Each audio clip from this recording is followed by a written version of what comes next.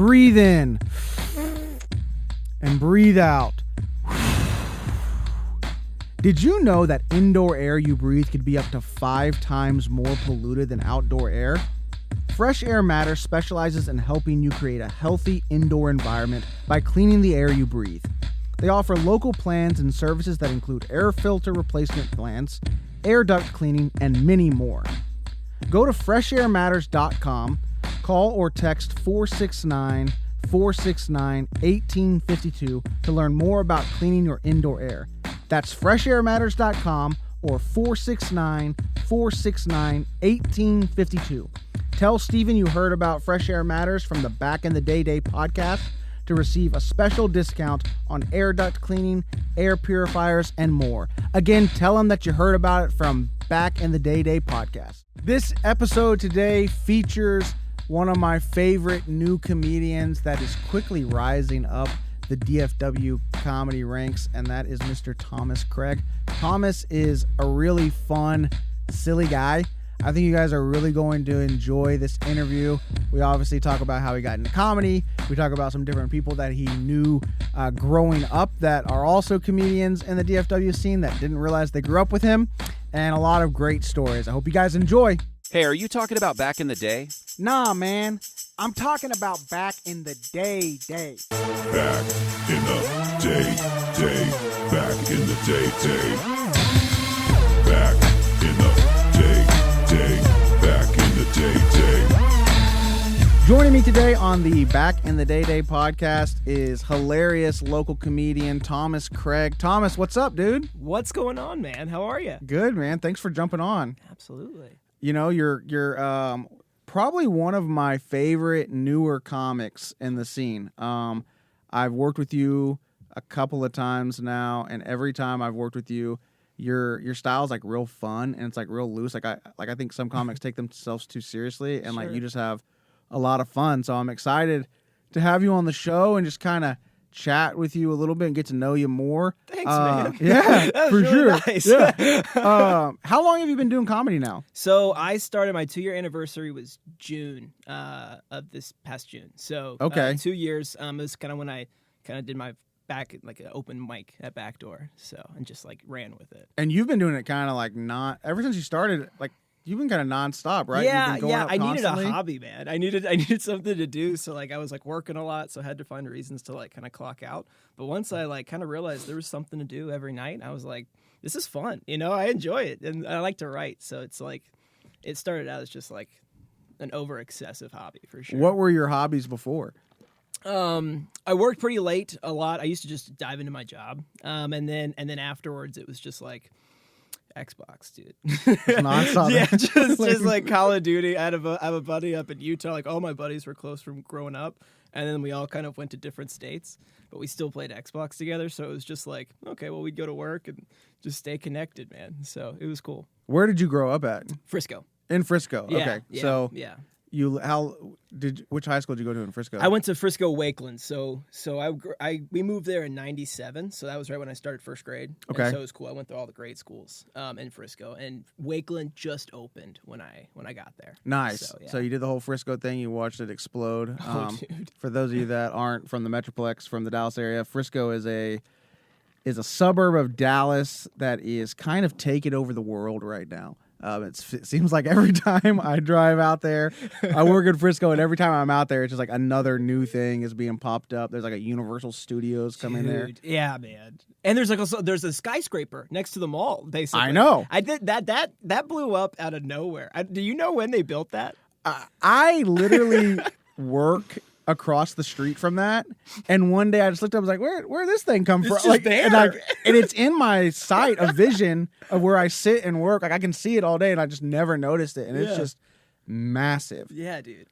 I don't even know how to get to it. Like, I mean, like from the mall and stuff. But yeah, we used to spend a lot of times there. So, Oh yeah, for sure. yeah. Where do you said you work like in the mall area? No, I work at the Star. Yeah, so I'm in my office is in the Star Cool. District. Yeah, nice. So Frisco grew up in this area. Yep. What do you do for work? So I work in IT. So I Okay. do like cybersecurity stuff. That's so interesting to me because IT guys usually are not doing comedy. Yeah. Or can carry a conversation, or will look you in the eye. That's- Like you know. Yeah, man. No, it's cool because I grew up it's a weird career path to where like you can kind of control your own destiny a little bit, and it was a bunch of older men when I first got into it, so it was kind of just the opportunity to like kind of network, I guess. And so you could actually, the more you kind of got to meet people, the more you realize like you can actually, they're willing to tell you things, you know? And so like that was cool to just like learn, right? And so it was like a good way to use social, leveraging. Yeah, I will say that IT guys definitely want to teach whatever it is that they're doing. Kind of show it off a little bit. Yeah, they like to talk. Are you one of the IT? No, so I do have a team. Like I manage a group of people, and I got to the point to where I used to just make sure I'm a very process person. So like I have to have like organization. Like it's got to be like, okay, this makes sense to do this, and it's like big stuff. So once you kind of figure all that out, it's mostly like, oh, here's a good idea, and you're like, wow, that is, and so it's kind of like, I don't know how to explain it, but I don't think I like to flex. I like to just say, like, this is what I've learned, because you learn from, like, the worst situations in IT. Yeah, well, because you're not doing, like, are you doing, like, the IT help? You're not doing, like, no. Yeah, so you're not doing any of that. No, you start kind of there. That's what I kind of did a little bit. Started off with that? Yeah. Because I've worked jobs to where the IT help person is, they're not very helpful. I mean, they're, like they're helpful, obviously, because they know what they're doing, but they just want to over-explain it to you, and they're like, do you want to learn how to do this? And I'm like, no, I don't. I don't understand how to do it at all. Yeah. If I wanted to, I would have got my degree in computer science. Yeah, I shouldn't be doing your job. Everybody thinks that we're computers, but we used to call it the IT desk. We just removed help from it. Like it was just that. Oh, did you call the desk yet? Like it's like they don't help you. That's really funny that you say that. It was changes. It was an interesting thing. Yeah. So how long have you? Did you have you been in Frisco area pretty much your entire life? Yeah, pretty much. So we moved from East Texas, Mount Pleasant, okay, and then we moved to Frisco, and then that's where we pretty much, my parents still in the same house, and I went from there to North Texas, and then from UNT, I worked for PepsiCo, and then just kind of kept going through the IT space. Nice. Yeah. And you still live in the Metroplex now? Yeah, man, I live in Addison. So okay. Yeah. What did you do growing up? Did you play sports or anything? Or? Played sports. Yeah. Okay. Played sports from first grade all the way through high school, senior graduation. Played football. So I played that, wide receiver, outside linebacker. I'm a little guy, but it was fun, man. I was the guy that would just go get hit by the bigger guys, but it was fun. I enjoyed that a lot. That's an interesting combo, receiver and outside linebacker. Mm-hmm. You don't usually see. Yeah. Like it's usually like receiver DB. Yeah. Outside linebacker, running back, or something like that. Yeah, it was like a strong safety, but then it would like kind of move around to where like, I don't know how to explain it, but it was like the coverage style. Like I was always the flat guy. And then like just take on the fullback would just destroy me though. Like it was like I didn't play a lot of defense in like sophomore to senior year, if I'm being honest. It was all, mostly played receiver. Yeah, the hands. That's all I had. Yeah, Wes Welker type. Mm-hmm. I was quick. That was it. I was scrappy. I think that's like a way for anyone. No one ever compares. Like a white guy to be like, oh, you're like a Randy Moss type. No, they're always like a Danny Amendola, Wes Welker, like Julian Edelman, baby. Yeah. That's funny. Oh, you understand the route tree, right? Like you're like, or like people would be like, oh, the Dexter McCluster. Like you have to go real deep to be like, no, it's just those three people. Yeah, like it's those three people. Yeah, and then, and it's always like for like white receivers, it's always like he works really hard. He's a student of the game. Yeah, he's a locker room guy. Yeah, yeah. It's never talking about like his physical attributes. It's never like. Works really hard. Yeah. Leader on the team. Playbook mastermind. Yeah. Yeah. Did you say that one already? Yeah. That's the. Oh man, he's always the first one in the locker room. First one in, last one to leave. Really grind it out. Yeah. Can you just say he's a white receiver? Like just say that. And he probably has like the smoking hottest wife and like 3 kids immediately. Like it's always 100%. And they look so like it's always like the slick hair. It's always the it's the same style. So you go to UNT. Mm-hmm. What did you study in school?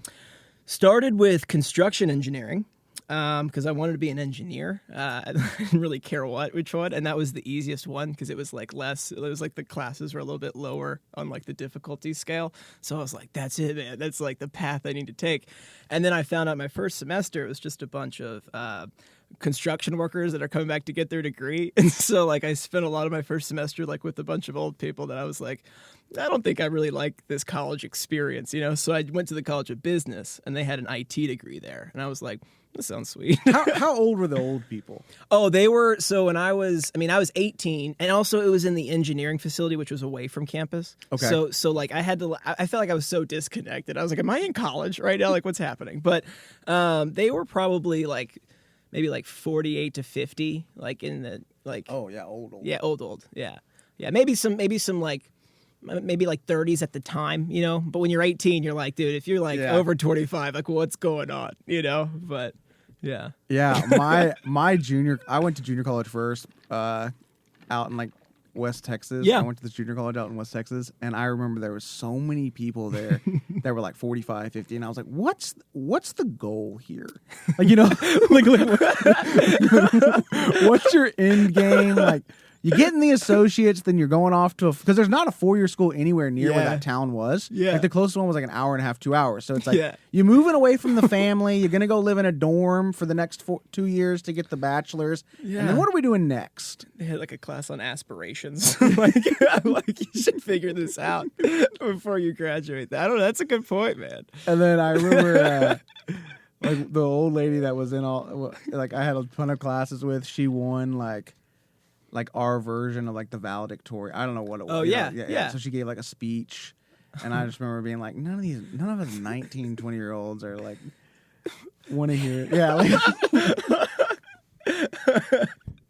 let's go. Yeah. Oh yeah, let's do this. Yeah. And then I think she did go and to a 4-year school after that and good. like moved. Wow. That's So I don't know, like if she just made abandoned her family or what. Like if she just like, Mama's gonna go get that bachelor's in communications. I got that next level, baby. Yeah. So I don't know what happened after that.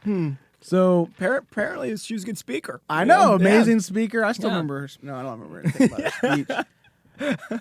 So you moved to do the whole UNT thing. Yep. I was a tour guide there. A tour guide. Yeah, like an Eagle Ambassador, which was pretty cool. So I got to like just give. It was like I wasn't in fraternity life, but I was like, it was like a cool thing because it was like at the time they only allowed like 20 people, so it was really like vigorous, you know, and they were kind of going for like very diverse kind of styles. So if you saw like other people that looked like me, like the kind of style, I'd be like, he's my competition, you know what I mean? Like it was a lot of people in that space, and there was like multiple panel interviews, all that stuff, but it was cool because you got to meet like a lot of people coming in, but also like a lot of things on campus, which was sweet. So.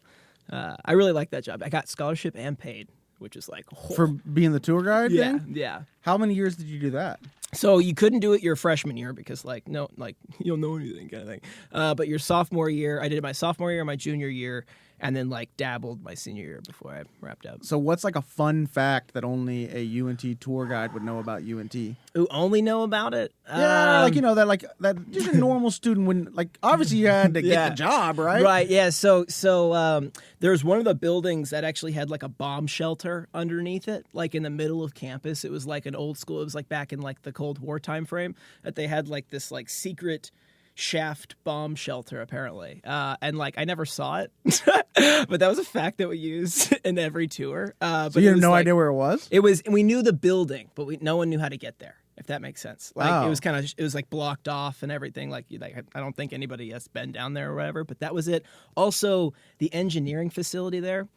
In North Texas, it's one of the safest places if there's ever like a problem with like if the president was here and there was ever like some sort of shit that went down, they would drive him immediately there because there's like this huge protection like way underground on the engineering facility, which is nuts. Yeah.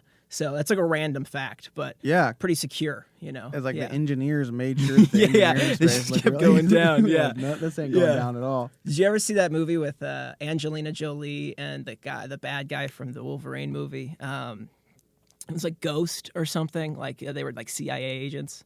Like, I don't think I did. there's like a scene at the end where they go down this like elevator, and it seems like it's like a mile underground, and that's what I imagine. That was at the UNT engineering building. I guess so. Yeah, you know. No. So did you do like how many tours would you do like a week? Oh, so we had a tramp. So you would probably drive one and then give one on your shift, if that makes sense. And then if you're not doing that, you would be at the front desk kind of thing, just like Okay. people will come by. But yeah, so we did that, and I was there, so it was cool because it would mold around your college like schedule. So you were like already on campus. Yeah. You know? So it's just like you're getting paid, you're eating, all that stuff. So I don't think I kind of thought the tour guide thing was like a myth because I don't think I saw, like I went to OU. yeah. I don't think I ever saw someone getting a tour the Really? entire time I was on campus. Like, Yeah. Well, to be fair, there is like a very like different colleges have better or different programs for how they do tours. Do you have like a really good one? We were very open. Like it was kind of like you just could sign up online. Like it was like just come in and like we'll give you a tour kind of thing. If as long as there was like 5 people, I think we were obligated to give one, which was really cool. So we had a very open door policy. I think other bigger schools are kind of like it's a privilege to be on this campus. I don't know. Were you mostly touring just like prospective students, like high schoolers, or were there some interesting cats? So it was cool. We got to do a lot of private events as well. So like the main ones were like people that were possible prospects, right? Yeah. That wanted to come check it out. Then there was like the ones that you never wanted to do, or with like the middle school expos, and it was just like a bunch of like kids who don't care about college, and they're in 6th grade, and they just lost recess, and we're just kind of like let's get 50 of them together and like lead them down a dude. It was And they're like, "This is our field trip. Oh yeah, we're looking at a school. Yeah, awesome." That was also too like you realize in that moment the material that you say is no longer important. So Yeah. you just kind of say stupid things and like have like They don't care about the bomb you're- shelter. Yeah, yeah. You guys want to know what's underground? Yeah. No. Can we just go home? Like, yeah, yeah. So what's the that's- worst field trip you've ever been on as a kid? Do you remember? I know mine, so you tell yours first. Dude, that's a good one. The worst field trip. You want me to tell mine? Yeah, what I go think? for it, Okay, man. I was about to so- say I don't. All right. And the reason That's why I horrible. remember it is just because it was there was so high hopes for it. Mm-hmm.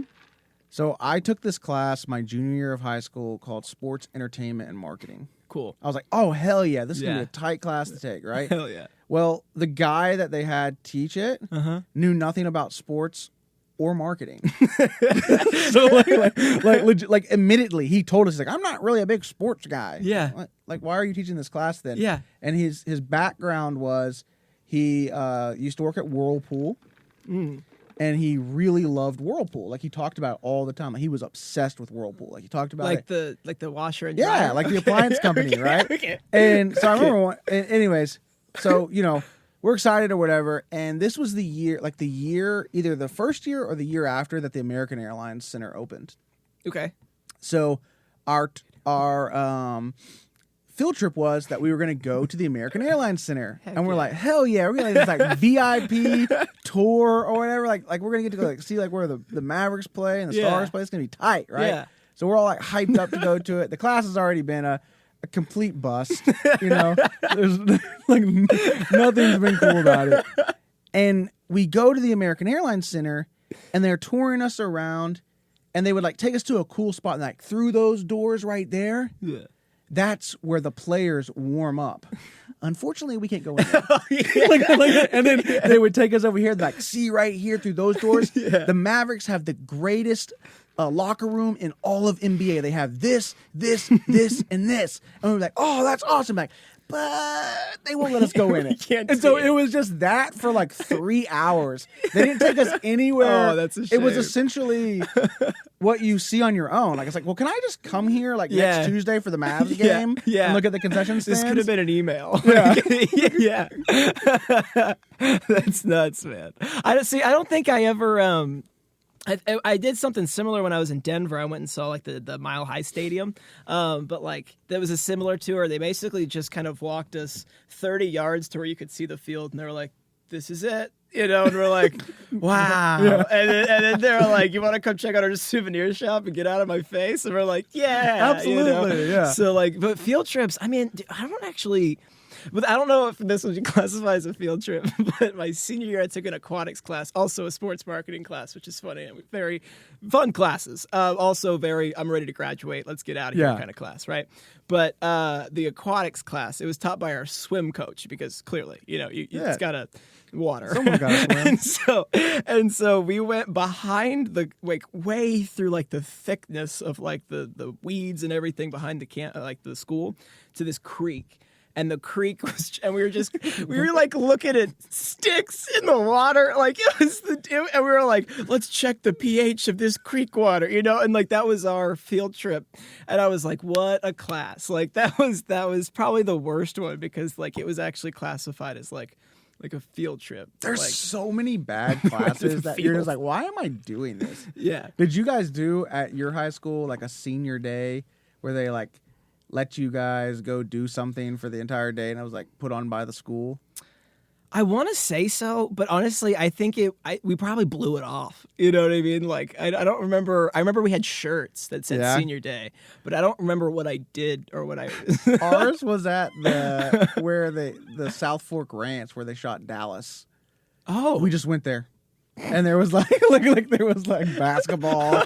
And it was super hot. I'm like, why is this what we're 18? Senior baby. Yeah, why is this where we're at? One of the most common reasons for poor indoor air quality and HVAC malfunction is restricted airflow and poor air circulation caused by the failure to replace the air filters. When was the last time you replaced your air filters? Do you own rental property? Are you tired of climbing into your attic to replace your air filters? With Fresh Air Matters air filter replacement plans, you won't have to worry about replacing your air filters again. They provide the filters, they replace them for you, and they clean your return vents on the same day, same time, every 30 to 90 days. Go to freshairmatters.com or contact Steven at 469-469-1852 to schedule your air filter replacements plan or any other local IAQ services. They let us they let us vote on it, right? They had 3 or 4 options on there, and then there was a write-in. So me and all my friends wrote in there, orgy at Sonny's house. We had a lot of friends our friends that were on student council were like, that came in second. Are you serious? And we were laughing what about if it won and the teachers were like, well, if that's what the kids want, yeah. I guess we got to trust the system. This is what the people want. That's funny, man. That's what was that? Was that isn't that how Harambe got famous?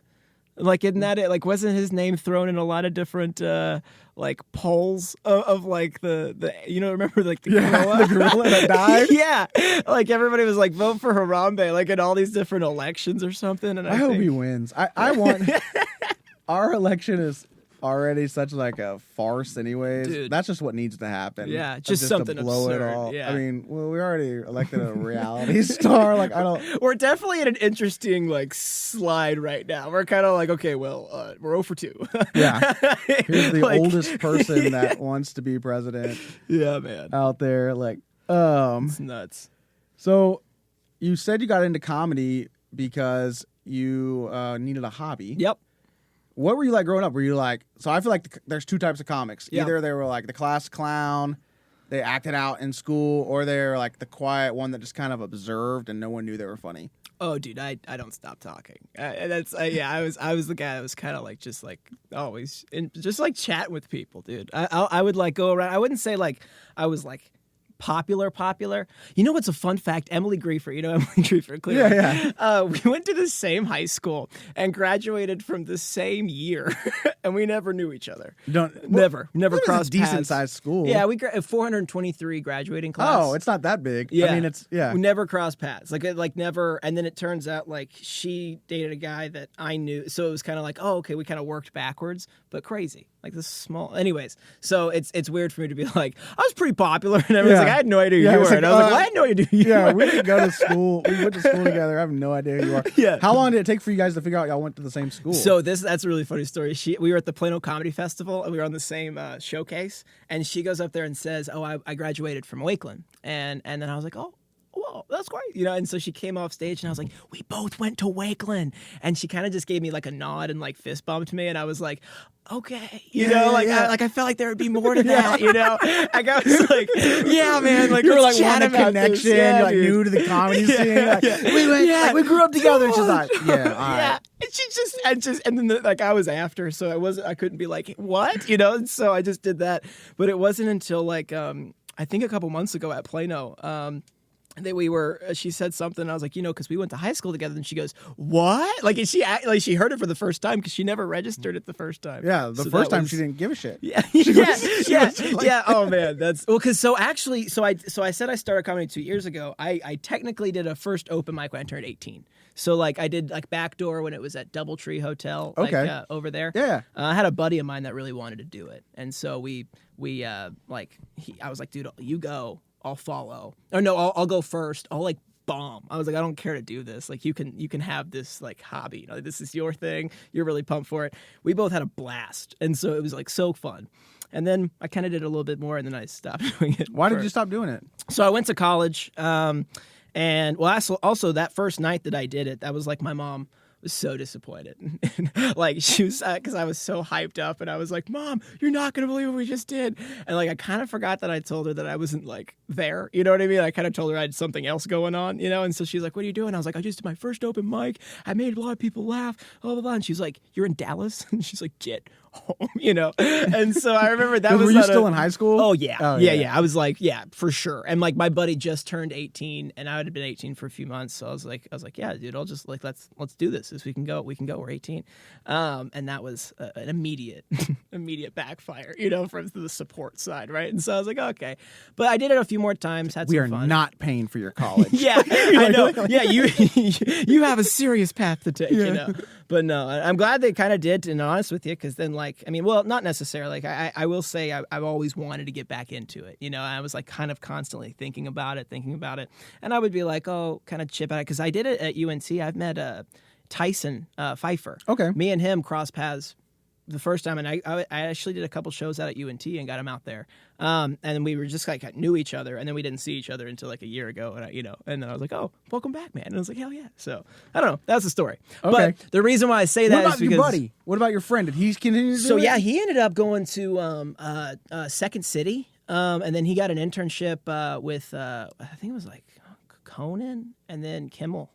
So he kind of did like the path, like he like went into it. What's he doing now? I don't know. We haven't talked since 2020, really. But I think I don't know if he moved or not, but I think he might still be there. But, yeah, okay. Yeah, he's cool. Like they did a lot of the good friend growing up because like they did. I think he was like focused on the news and like other areas, so he had to provide like content and stuff. There's a couple things that like he would send me, be like, "Dude, it made it," and like we would be watching it that night. I'm like, "That's so cool to see." That's really cool. So, but yeah, so I haven't really talked to him since I got into it, which is funny. So I'm sure we'll cross paths. And Yeah. be like, well, actually, "What's he's up?" here right now. Like, we're reconnecting you guys. That's the whole reason why we brought you on. This is the establishment to do. This is sweet, man. This is cool. Okay, so what made you decide to get back into it this time? So you did it at 18 a couple times. Yep. And then so I wrote. So when COVID hit, I was like, I'm ready because I did. I was the best man in 2 weddings in 2019. So I was kind of like feeling like, brag, guys. I can. Yeah, it just so happens Two-time that best man. Two-time best man. They just happened to get married the same year, so I was like, perfect. Will you put that in your credits? Yeah, 2-time best man, 2019, baby. 2-time best man, 2019.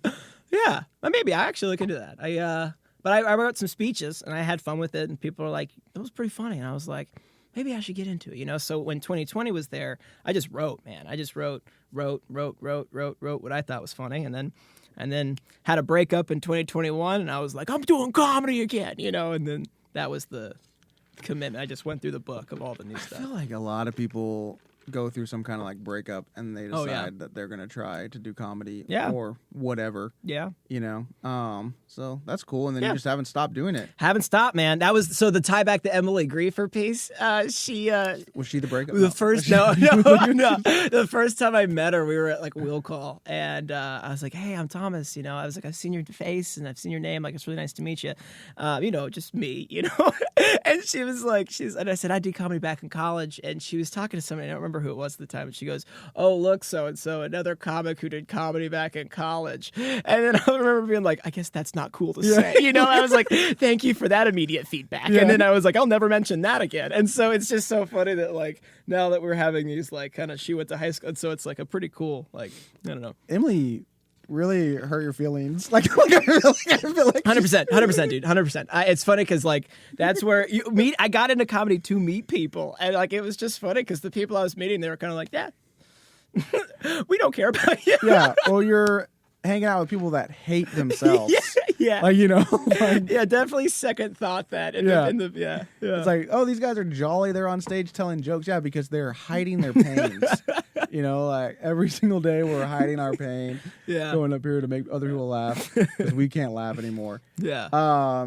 So you start going, and you've been doing pretty well. I mean, I feel like for being 2 years into it, you're working consistently. I'm pooped. But yeah, man, it's been You're good. tired? I'm a little tired, you know, but it's fun. It's fun. Like it's I really enjoy it. Like it's still the passion is still there. You know what I mean? And that's what I like about it. Like what's your routine? What do you have kind of like you're a process guy. So have you taken your process guy type personality from work into comedy? 100%. So everybody gives me a lot of crap for this, but I write my jokes in like my own little programming language. So it's like in a Notepad like file, and it's just like with brackets and all kinds of stuff. Oh, dude, all sorts. Yeah. So it's like here's the joke, so it's tagged, and like if I go like punchline, and I kind of work it back out, so it's like got this like V shape to get to the point, and then I can kind of like work. And so I have this whole strategy about how I like to write because that's like my favorite part. So I put a lot of effort into like if I have a thought, I go like construct it at a bar or whatever. I'll go have an old fashioned or something and just like talk to people because it's a conversation starter, you know. And people are like, "Are you coding at a bar?" You know, and I'm like, "Yeah, baby, Twin Peaks, you know, what's up?" You know, but like it's like that's kind of like the like how I kind of got people to say, "No, I do comedy," and then I come out to shows. So it's kind of like a cool ways to like kind of network a little bit. Okay. But that's kind of my process. I try to dedicate at least one night a week to like take all the stupid things I put in my phone, and then I like go really construct my joke. So and it'll be just like one stupid joke, and like people might hate it, and I have fun with it, so I keep it. And then from there, I like to like mix up the order. So like I won't necessarily tell the same orders of jokes a lot, so I can kind of like plug and play. And then once I start to find out that like some of them really mesh well together, that kind of becomes my bigger topic, if that's cool. Sense. Yeah. So have you used your process-oriented brain outside of like the writing part? Like, do you have a process of like how you're trying to get booked, or like how often you go up, or anything like that? No. Last year was kind of the year that I was like, you know, when I first got booked for a show, I was just kind of like, "Oh, this is great," and it's like that invisible momentum to where you're kind of like, "Oh, maybe I can get another one," and you kind of get a few. But I think the process of how I try to get booked now is I kind of just wait. Like I'm pretty patient, man. I like to just like just kind of see what's out there. Like if I see something that really interests me, I might send a message or like kind of see if, you know, if anybody knows how to make it happen, you know, just kind of poke it out there. But I just kind of like, I said yes to a lot of things. You know, have you ever got to that point? Or I mean, I'm sure you've been to that point, but like when you're in that phase where you're just like, yeah, I said yes to everything last year. So if it was like, "Do you want to do a show?" "Yeah, man." And then that kind of takes you in some weird places. What's the weirdest place you did a show at? Well, I wouldn't say my weirdest. Well, oh gosh, it was I think it was the very first show I ever did. But it was in what was that? There was a mic there for a little while. It was like Duck. The Wounded Duck. Wounded Duck. It was like a show. We had a show there, and it was so funny because it was like my first show, and I'm thinking this is gonna be slick, you know. And we walk into this like Wounded Duck. I'll just put it that way, and it was like a bunch of like people that would not like any of the comics pretty much style, and so that was something where I was like, well, this is it, you know, we made it. And then the next show, It was at a brewery, and I was so pumped because it was at a brewery, and I was like, cool, I like breweries. I can bang with breweries, whatever. Like, I'm ready. I got my material. Nobody was there. Like, nobody was at this show except for like 5 dudes doing a fantasy football draft. Of course. and they didn't want a comedy show. They were there for a fantasy football draft. They didn't even know. So basically, we bring a mic in. And this is my second show. And put a mic in right next to the speaker, and they're like from me to the corner of this room, you know. And I'm thinking, okay, well, if I'm up first or whatever, I can kind of just like have fun with it, and then like it's everybody else's problem, you know. And the person who put together this show just hands me the microphone and goes, "Go start the show." There was no intro. And I remember being like, what, you know? And I just went up there and just like. I like talked about their fantasy football draft. Because at this point, had you only done like club mics and oh yeah, so it's like very structured. Oh yeah, there's introductions. You know, like, yeah, it's like yeah. You think that you're like okay, like this is it, but they're like nope. There's nobody introducing it. Like here's the microphone. There's no lights. Yeah, there's no. Like, you were accountable for what happens next, kind of thing, and you're like, damn it, you know. And I'm sure those. Did you stay for the entire show?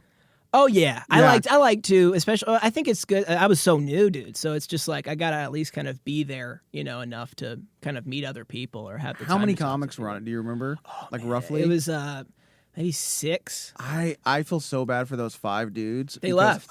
Did they? Oh yeah. Yeah, because I would leave, dude. I didn't want to be there. Yeah, like, nobody wanted to be there, you know. They're probably all just getting berated by every single person. Yeah. And just like bitter comics who are up there for their time, like making fun of their fantasy football draft, like you said. Yeah. And they're probably like, we just want to draft someone. Yeah. Yeah. It's hard to find you funny right now. Like this isn't working, you know. It's just I feel like there's people that like sometimes I feel like the people that worked in there kind of like came in and just sat there just to be like, you know what I mean? Like, we're here for you, but like, this is really sad, you know? And you're like, damn it. Like, that's it. Sometimes when there's shows like that to where there's legitimately not an audience, yeah, I'm like, can we just go home? Yeah, I know. Like I know, like, right? I mean, guys, we get it, but it's like Wednesday, you know what I mean? Like, we still got to power through the next couple of days. You know? I did a show at some bar in Uptown one time where it was the same night that Texas Tech played in the national championship basketball game. Okay. Right? And I remember I booked it, and I remember that Saturday when Tech won in the Final Four and they're going to the national championship, I text the owner, or manager, or whatever, and I was like, hey, Texas Tech just won the Final Four, and they're going to be playing in the national championship at the exact same time the show is starting.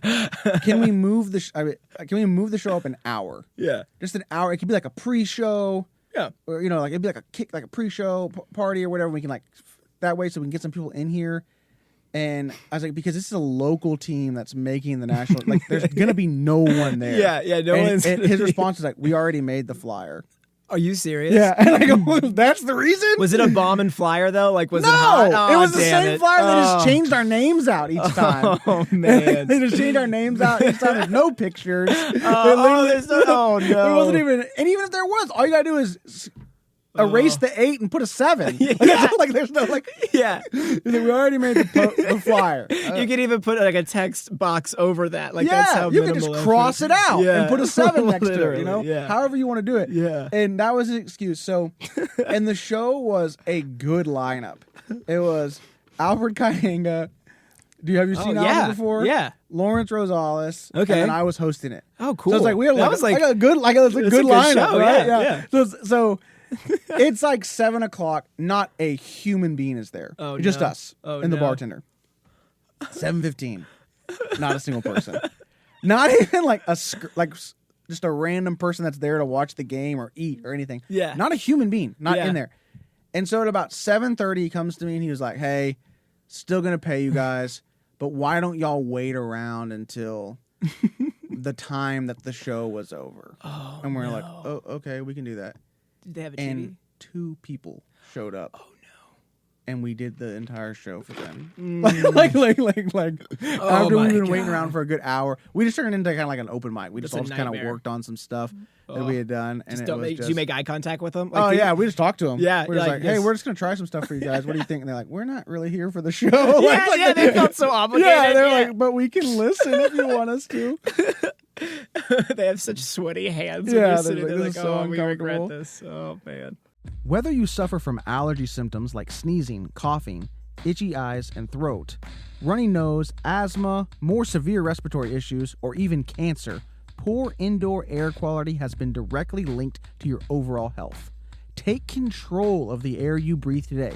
Contact Steven of Fresh Air Matters for more. Fresh Air Matters has everything you need to clean the indoor air before you breathe. Go to freshairmatters.com/air purifiers and use my promo code PASVAR, that's PASVAR, at checkout to receive a special discount on all air purification products. Go to freshairmatters.com or call or text at 469-469-1852. That's freshairmatters.com or call or text at 469-469-1852.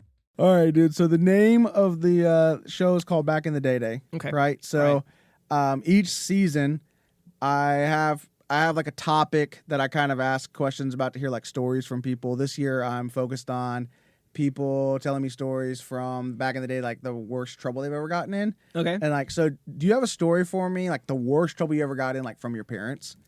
Ooh. So the parents, the example of getting caught with comedy is just like mild compared to this one. And I'll Okay. never forget this. I think, I mean, I was in middle school at this time. And, you know, we all occasionally, I was, you know, at this age, I could get on the old adult websites, you know, and kind of Okay. meander around a little bit. And What year is this, dude? Gosh, okay, so if I was in 8th grade, What year did you graduate high school? 2010. Okay, so we're go back talking like 2004 Yeah. or 5-ish. Yeah, about that. Okay. Yeah, that's about the time frame. So back when like pop-ups would still like destroy computers, you know what I mean? Like it was still like like you were definitely making yourself vulnerable for going to like any site, right? So I remember that I was pretty good because I was tech savvy, you know. I remember kind of clearing the history and all that stuff. I was like, okay, cool, you know, I'm ready to roll. And I remember I woke up. It was a Saturday morning. It was the most beautiful Saturday morning, like you know, like when you wake up and like we had like a big like window above the stairwell to where the sun was just coming in. Beautiful And- Frisco morning. Yeah, and my mom's already upstairs on the computer with my brother, and I was like, oh, good morning, guys, you know, and I'm brushing my teeth, you know, and my mom just like she said something, and she goes, oh shoot, I didn't mean to, you know, close out that website or something, and my brother was like, oh, just go through the history, and she goes, I can't, nothing's coming up in history, and he goes, oh, well, let me show you what cookies are. And then I remember going down, like I was halfway down the stairs, and I was just like, dude, what are cookies? And lo and behold, it was silent for like 2 minutes. And I remember I got down to the bottom of the stairs, like I was just like leaning against the wall. Is your brother older or younger? He's older, Okay. yeah. And like he didn't know, you know what I Yeah. mean? And he was like, the way that he phrased it too is, I just learned this in class to how we can recover, you know, that stuff. And I remember being like, I don't know anything about that, you know? Dude, it was the screechiest scream I have ever heard my name scream before. It was like, Thomas, you know? And like immediately the sun wasn't shining. And like I like felt, I was like, oh, this is it, you know? And it was like, dude, it wasn't like, it was like, I think what makes it even worse, and like the worst, like the funniest scenario too, is that when I go upstairs, she's like, what is all of this, you know? And like, I feel horrible. My mom is just like brokenhearted. My brother dipped, you know? Yeah, and of course. And I was like, dude, I would have like, stayed and watched. I was like, there's no way I'm like, I think he kind of did. Yeah. Like, he just kind of got out of the way, you know? But like, oh man, I remember sitting there like, she got me, you know, and then, when she points at things, she's going like, what is this? What is this? Round and brown, you know? And I'm like, oh my God, you know? And I was like, I swear I don't know, you know, I'm freaking out. And that was the worst, I think, memory. Why did they assume it was you instead of the brother? Well, because I think it was my brother was with her, so like they discovered so I guess this, and she's like, "What is this?" And he goes, "I don't know what that is." And then I bet there was the silence eyes, being like, "No." And I was like, "Oh man!" So that was. He's like, "I wouldn't search round and brown, Mom." Yeah, I swear, Mom, it's not me. I don't know what that is. Yeah, or young and blonde. Like he's just like, yeah. That's it. It's inspired like a couple of a recent joke that I have that I've been really telling about like late night TV. So it's like I'm trying to get more into that space, but that's the story, man. Okay, so they found the round and brown. Yeah. I don't remember the next 3 months. Did you of my get life. in trouble? Oh yeah, like I feel like it was the... like shamed. Like it was kind of like I mean, because that's deservable. Like it's like I'm a child and she thinks I'm innocent. And I'm like, look at that ass. You know what I mean? And like it's just nuts. And very dirty too. Like not like you were just. Like, it's not like you just typed in boob. Yeah, like like it was because like all those pop-ups back in the day. If you clicked on one, you're there. You know what I mean? And you're like, dude, it's a whole like new the fourth world. dimension. Right, yeah, you're like, okay, clicking through things like Pong. Did so, you? Like, Did they? What was your punishment, dude? I don't remember. I don't think I. I mean, I didn't have internet for sure. And also, internet was so new to us. Like it was like we didn't like that was pretty new to us. We were pretty late in the internet game.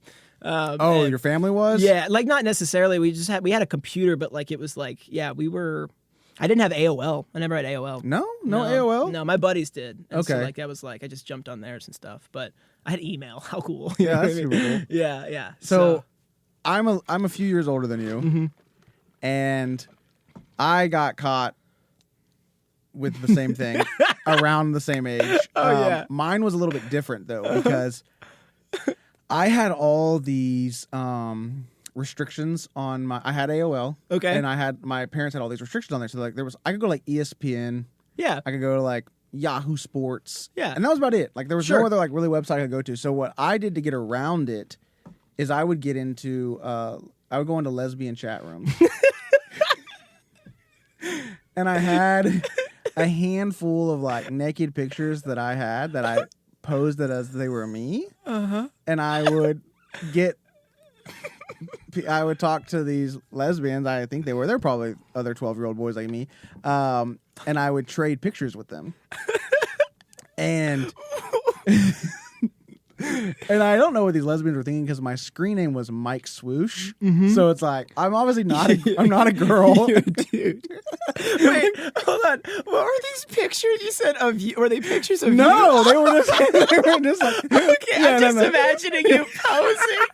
I'm like losing my mind right now. No. Okay. I don't know who they were. They were just like random pictures that I had and I would trade. Like like, whatever. Yeah. And so okay. I remember I got this picture from this woman and I was trying to email it to my friend to send it to him.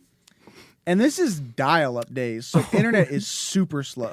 Yeah. And so my parents' office was right. My parents had like this real long driveway that goes back to the garage. Yeah. And my parents' office was right next to the driveway. Okay. So I hear my dad come home from work and he's pulling. And I'm like, shit, I don't know what to do right. And it's like loading. The picture is loaded. So it's like head. It's coming down. Like, like it's her face. And it's going down to her neck. And it's like still going. I'm like trying to attach it to my friend's email. And it's just so slow. And I'm like, I can hear my dad's open the garage. He's coming in the house. Yeah. So I just like turn the monitor off. Oh no. I don't know anything about computers. Right. Yeah. I think I'm turning the computer off. Sure. I just turned the monitor off. Yeah. And I just, leave the office, go about my day, whatever. You didn't even think to come back. I just turned them off. I'm thinking that's going to erase it, or whatever. I think I turned the TV off. So fast forward like 2 hours later, we're at dinner. Yeah. My entire family, my mom, my dad, my sister. And my dad goes, Michael, we need to talk. And, and he's just like, and he was like, I saw the things you were looking at on the computer and just shames me in front of the family. It's like, oh no. Yeah, we could have talked about some private things for this from Mom and Erica. Oh no. Like after y'all said the blessing to yeah, eat. we just held hands. Yeah. And now it's like, So I get grounded. Like I lose my privileges I can't get on AIM anymore. I can't do Oh, yeah, AOL. dude, I can't yeah. do any of that. Then he like talks to me about like he like kind of like a fool. Like I don't know if this was at dinner in front of everyone. Yeah. But like he's like asking me like how I'm getting these, and I told him. Yeah. You know, and he's Yeah. like, so like when I finally did get AIM back like a year, 2 years later, he like disabled the chat. I couldn't get in the chat room. I was like, dang man. Did he? Like, it's just. I feel like he's like, "Are you a lesbian?" Yeah, like, do you need to come? Like, no, Dad, I'm seeing titties. Like, Oh, this lesbian. yeah. Like, Oh, that's funny. and it's just like, I just can't. I wonder what happened when he just like, oh, I'm gonna check a work email. Yeah. And, you Oh, know, yeah. turns that monitor on. Huh? Why is the monitor off? Right. You know, that's weird. Let me turn it on. Ah, titty. You know, Yeah. it's like Mike Swoosh 1285. Yeah. This is my son. Yeah, like it's just the body with my face on it. You know. Yeah, posing. Oh, so okay, so round and brown. Yep, up, That's yep. the worst you ever got Oh. in with the parents. With the parentals. How do you remember how you got back in their good graces, where you were allowed to get back on the computer? Dude, I don't. Like, I think, like, that was such a big moment of my life where I was like, oh, you know, busted. You know what I mean? Like, this is the one thing the biggest thing that I could be the worst case scenario, you know, is like that. And I was like, man, I think I blacked out. I don't remember the next, you know. Was it piece. Was it like you guys talked about it and then it was never brought? Like, you Oh got yeah, your we didn't talk punishment, about. you never brought Yeah, we it never up talked again? about hard stuff. No. Yeah. Yeah. If it was sad, it was like figured out. You know what I mean? Like, Yeah. we're here to talk, but like, let's be happy. Let's you know be what I fun mean? about it. Yeah. Yeah. Yeah. You're like, watch this TV show. But also too, you could tell like certain topics would like bring them back to that moment. So I was like, I'm cool with not talking about this. Yeah, like, you, I was like, you it date was- like a Hispanic girl and like brown and brown. Yeah, you know, yeah. like, you know, Okay, so that's the worst you got in trouble at home. Yep. What about? Do you remember the worst time you ever got in trouble at school? Dude, I kind of got. I wouldn't say I was a bad kid, but I got in trouble. Like, I got like on the radar. So my parents worked for the school district, and so like a lot of my teachers knew that. So like I kind of had to be like a pretty like on the rock kid, you know, or on the line, I guess. So I could kind of teeter back and forth of being that, you know.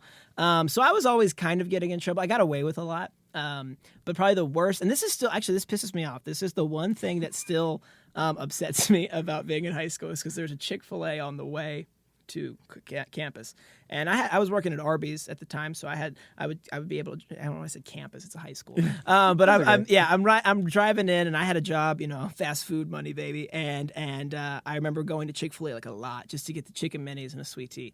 And one time I was with a buddy and we just did something stupid. I was like, dude, I'm going to go through this drive-thru backwards. Like, this is going to be funny. Like, you're going to order. And he's like, please don't do this. And I'm like, dude, yeah, you're going to do this. And I remember just like being, you know, we got probably like, we were in line for a while. It's Chick-fil-A, so the lines were long.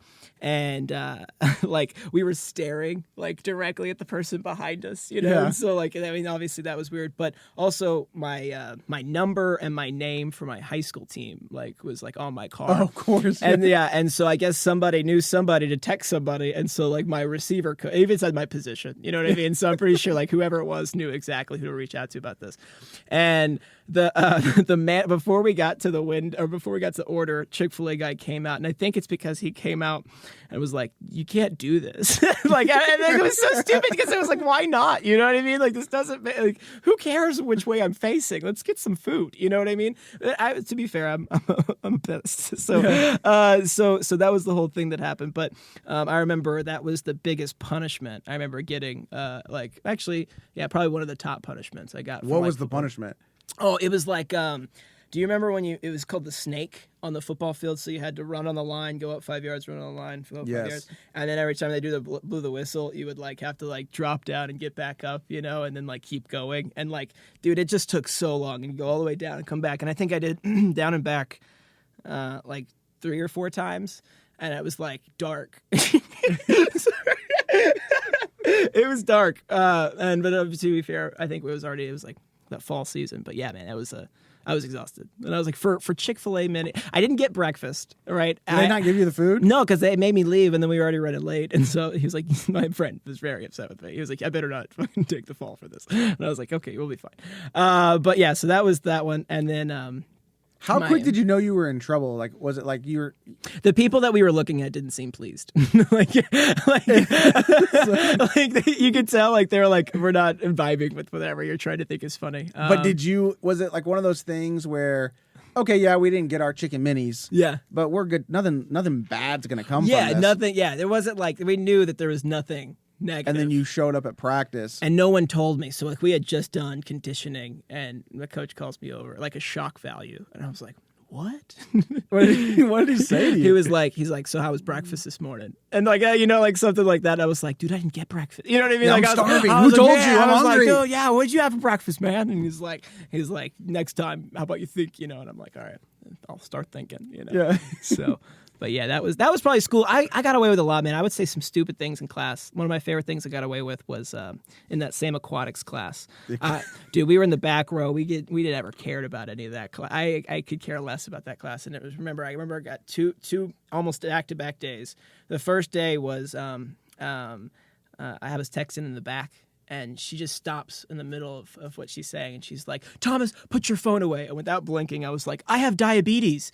And yeah, and she just like looked at me, and she looked around like, "What did I just say?" Like, you know what I mean? She's like, "Okay," And then she went like, she was so thrown off that she went back to just teaching the class, and I was like, "That worked," you know what I mean? And then like I remember it was like a baller move, but I got away with it. And the next day, we had a test, and I remember leaning on the girl that sits next to me, her answers, and we turned it in almost the same. We didn't do it at the same time because I was cheating, so I can't show that. Absolutely. So she calls me up and she said, she was like, so and so, your attitude's bad. Aaron, you're not even trying. And she's like, Thomas, and you literally just copied everything that Aaron put on her test. And then she flips it over and she goes, "You didn't even do the backside." And I was like, I didn't know she turned it over. and like, it was like, that was just kind of who I was, man. I don't know. I just kind of I don't know. I got away with a lot of stuff, but that was the school situation. Did you get away with, you think you got away with stuff because you were probably like,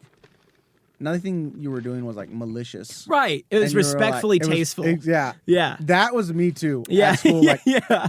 I never got, like, I got in trouble like a little bit, but it was never, they liked me. Like, like I was not a good kid in their class at all. Yeah. But they liked me just because I was kind of goofy and right. You participated probably. Yeah, like you were like answer questions every now and then. I'd ridicule them, whatever. Yeah. So, okay, cool.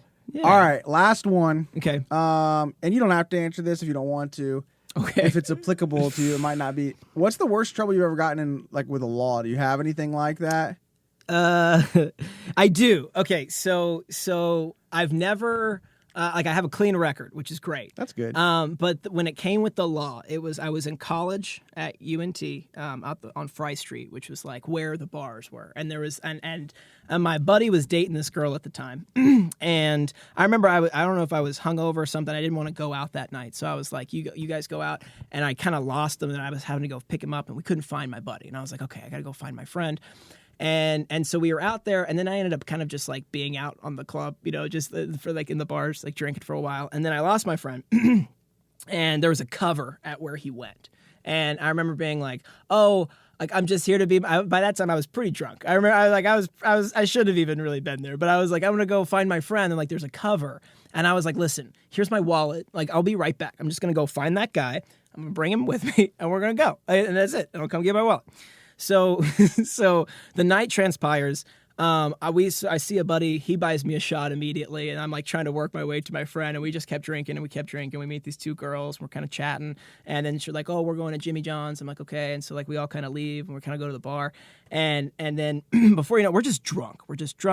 And I break my buddy's debit card because he's gonna pay for Jimmy John's. And I remember I knew I was too drunk at that moment. And I remember being like, dude, they broke your card. And he was like, I watched you break that, in the machine, because I'm just like tapping and I'm like sloshed.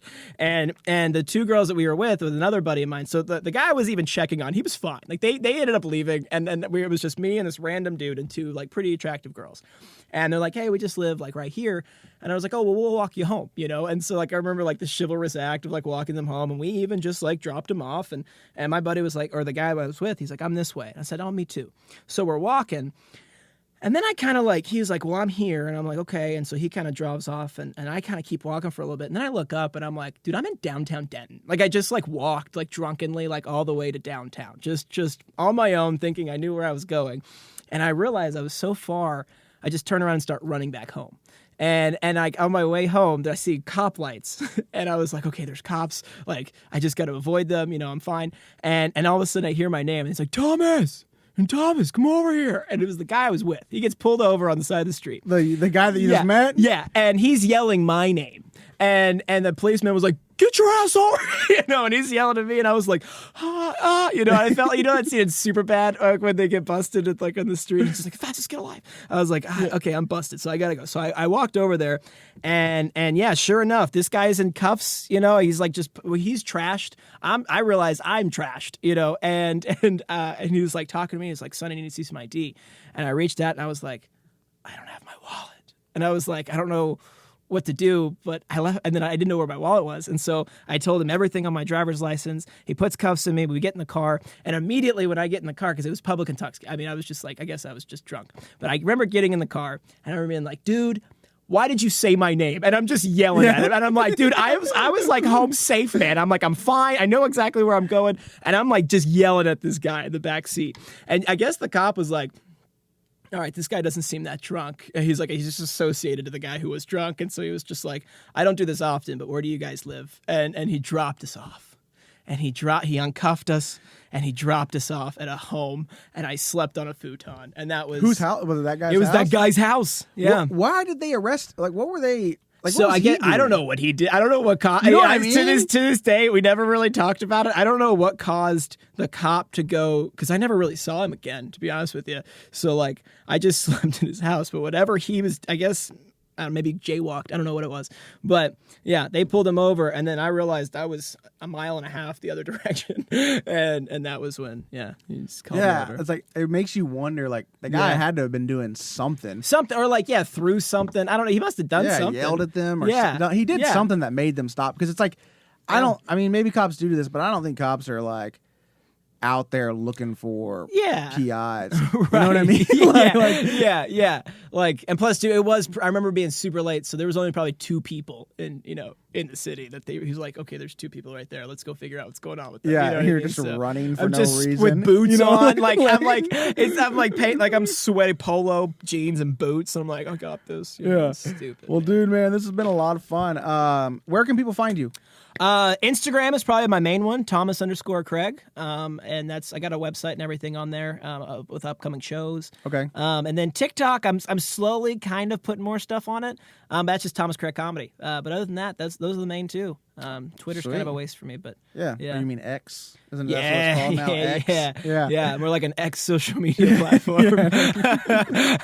Well, guys, make sure you follow Thomas on all of his different social medias. Check out his website. Go see him. He's very funny. You'll enjoy him live. He's a lot of fun. Make sure you guys check out me on Instagram at Michael Pasvar, michaelpasvar.com for show dates. Make sure you like and subscribe and follow this podcast. We'll see you next time. Bye now.